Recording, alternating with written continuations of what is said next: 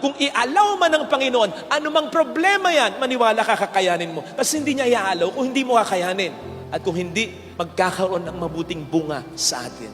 So kung gusto nating paldo-paldo blessing, hindi lang mga magaganda, kundi yung kahit na mga pangit, pero paggagandahin niya sa biyaya at awa niya, sumunod tayo sa Kanya. Ito yung sinasabi ng Romans 8:28. All things, hindi lang yung mga magaganda, pati yung not so beautiful things work together for the good of those who love Him. Ito ay pangako, hindi para sa lahat. For the good of those who love Him.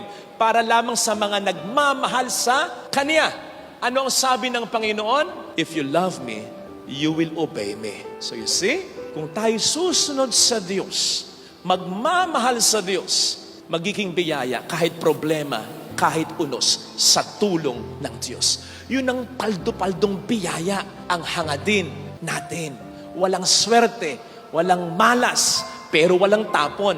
Lahat magiging biyaya sa tulong ng Panginoon. Kasi wag nating ikondisyon, Lord, walang problema. Hindi mangyayari yun. Okay? Lord, ano man po ang maging problema, alam ko nandyan ka. Kakayanin ko sa tulong mo.